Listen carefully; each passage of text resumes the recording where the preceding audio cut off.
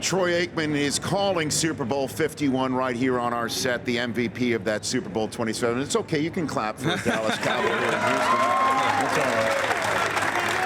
Right here on the Rich Eisen Show. What was that night like for you, winning the first of three? And, you know, all the starving Cowboys fans are waiting for the return of the Lombardi Trophy. That was a special night. I tell you, it was special hearing the call right there. It's the first time I've ever heard it. Are you serious?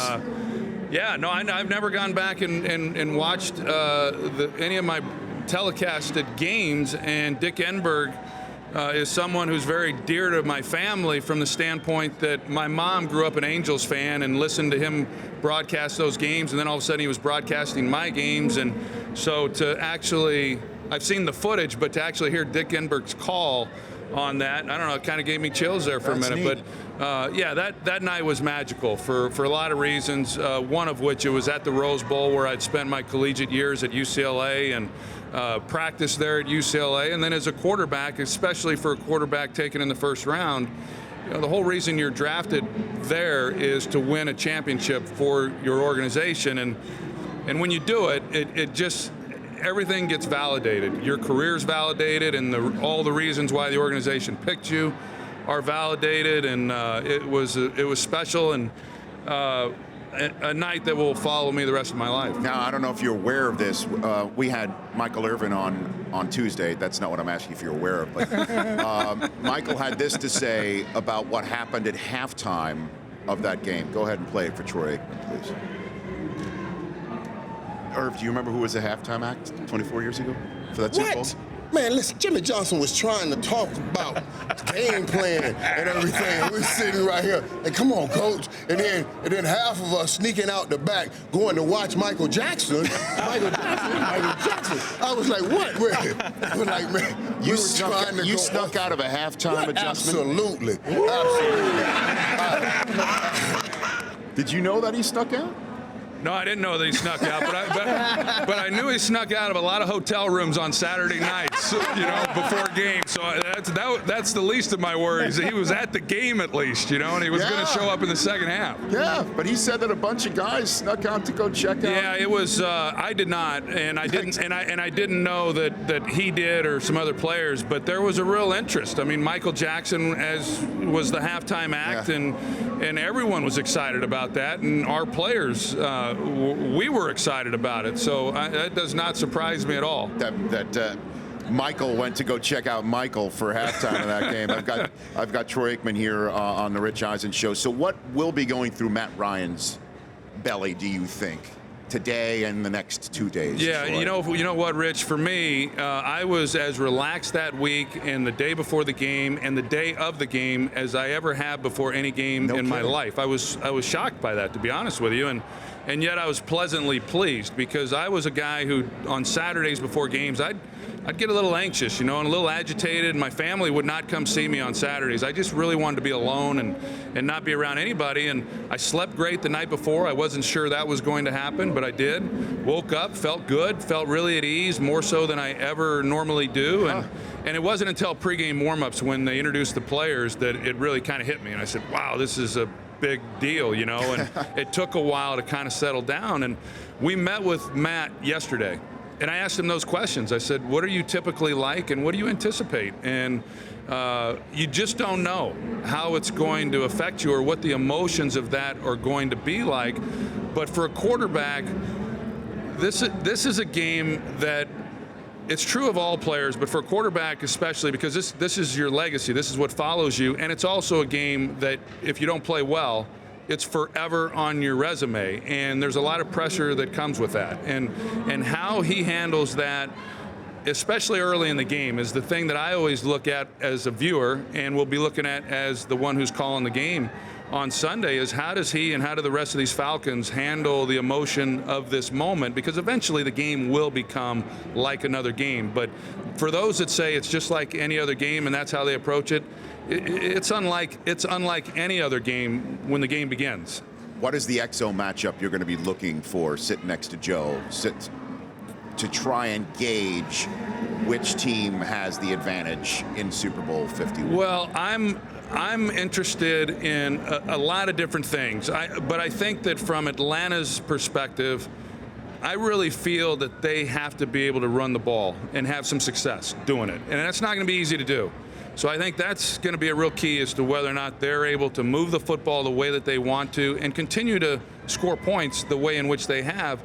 From New England's perspective, we all know that Belichick is going to have something, and Matt Patricia, I don't want to leave him out, he's a great defensive coordinator. They're going to have some things that are different in how they play the Falcons, and I'm anxious to see what that is. What do you think it might be? Well, I believe that Julio Jones is the obvious guy that you would say that they want to take away, but I think that is the guy. So they're going to have ways to not allow him to be a huge factor in the game. Typically what happens with Belichick over the years of his coaching is whatever he elects to take away, it's usually taken away.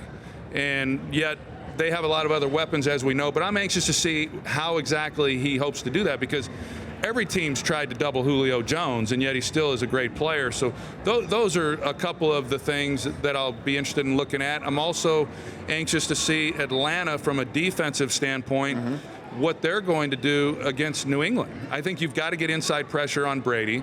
The Steelers, not only did they not get pressure on Brady, they failed to reroute a receiver during that ball game. That's a problem. It's a problem. And I thought it was a poor game plan.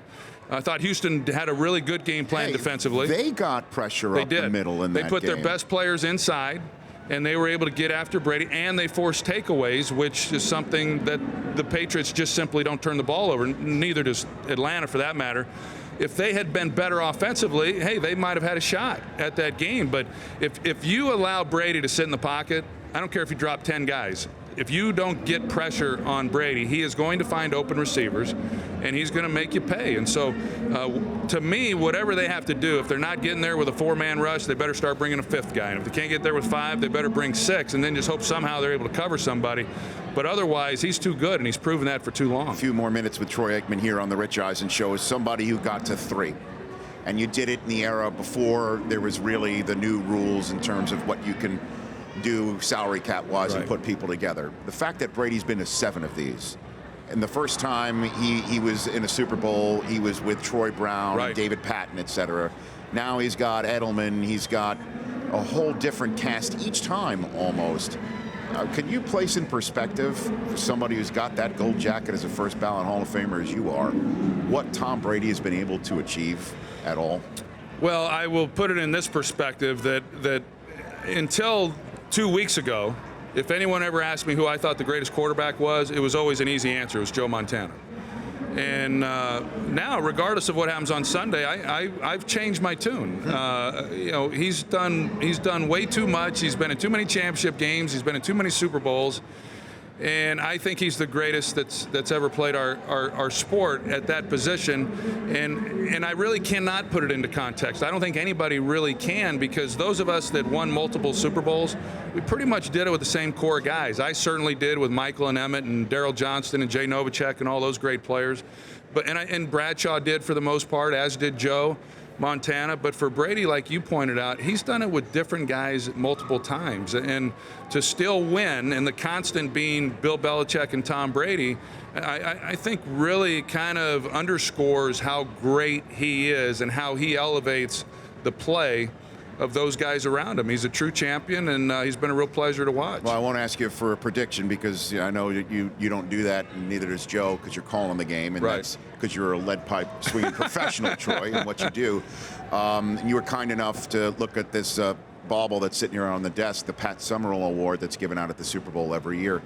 What's your favorite memory of Pat Summerall? And one of the other reasons why I bring this up is we had Chris Berman here, and Brent Musburger is retiring, and Vince Scully didn't. Vern Lundquist isn't calling football games anymore. And Dick Enberg, who you mentioned at the top, as a part owner, as you are, of the San Diego Padres, he just hung up his microphone in a Padres booth.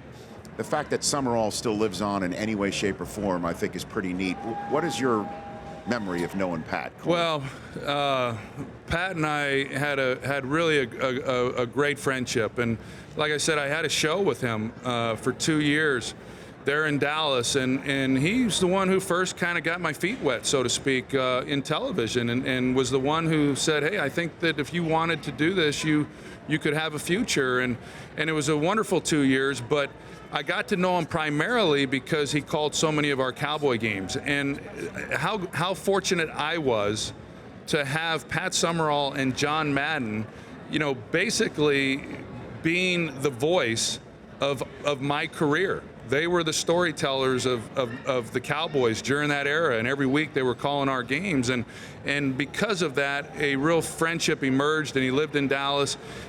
As great as he was in television and what he meant to, tennis and golf and football and all the other great things that he did, the great events, as you know, he's just a remarkable gentleman. And I cherish the friendship that I had with him, and think about him often. And the fact that his name, of course, would carry on, but he's doing such great work. And the Pat Summerall Award, congratulations again. The money that's being raised for St. Jude and continuing to make an impact. And that was so important to Pat in his career, and especially as his life was winding down, making a difference in people's lives. And he continues to do that.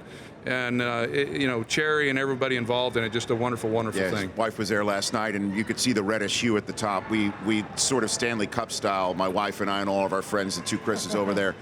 We put some Cabernet in it and passed it around. What kind? A little Opus or what? What'd you have? A little 100 acre, a little Colgan. There you go. We didn't mess around. Right. And Jim Nance gave his wine, the Calling. That's we dropped good wine. some of that in there too. We just figured Pat would like it that way too. Yeah, absolutely. You know he would. It's great to see you. And by the way, Pat Summerall called Tom Brady's first Super Bowl championship with Madden. Sure did. And it was the last Fox Super Bowl that Joe Buck did not call, and who would have guessed at that time that the Patriots would accomplish what they've accomplished, and Tom Brady would have done what he's done up to this point. And it's not over. He says he's going another 4 or 5 years. It's unbelievable. The Cowboys Super Bowl reunion. What's this about? What you got going on? Yeah, you know what? It's been 25 years since that game that you showed just a clip of, and so we've never had a full-blown reunion and gotten the gang back together, and I just felt that it was time. And so I called Jimmy Johnson and said, look, I want to put together this reunion, and the only way it happens, you're the one guy who has to be there. Everyone else, we could, if they come, great, I want them all to come, but we could, if someone can't make it, it's fine, but you have to be there as the head coach, because I get a chance to see him often because he's still broadcasting with Fox, but a lot of my teammates have never seen him since the day he walked out of the building at Valley Ranch. And so got everyone coming back, Jimmy's coming back, coaches, and then on top of it, which is really kind of the cherry on the pie, is we're raising money for the United Way. So a lot of dollars are being raised for charity. It'll be an awesome event. Dwight Yoakam's going to perform. It's not. I'm acting like I'm trying to sell the event. It's not open to the public. It's a private event, but it's going to be an awesome night. And more than celebrating the accomplishment, Rich, it really is more about celebrating a bunch of friendships, because that's what came from those great years, and that's what I'm looking forward to the evening the most for, is to see those guys and just reconnect. I mean, we've all gotten busy. We've all kind of moved on, but it'll be great to see a lot of guys we haven't seen in a long time. Is it tomorrow night? When is it? February 25th. February 25th. Yep. And it looks like tomorrow night you're going to hear Jerry Jones's name for the induction in the Pro Football Hall of Fame. Well, I certainly, I never take any of those things for granted, right? I think it undermines those that are in the Hall of Fame, but he's certainly deserving. I've been saying that all along. What he's meant to our sport and our game and the prosperity of our league, I think, is unparalleled in the last quarter century, and I would be surprised if he's not going into the Hall of Fame. Have a great broadcast. Thank you, my man. I love listening to you and Joe. Thank you. Fantastic. Thank Fantastic. At Troy Aikman on Twitter, 3-time Super Bowl champion, Pro Football Hall of Famer. Troy Aikman right here on The Rich Eisen Show. The Rich Eisen Show, weekdays at noon Eastern on Audience.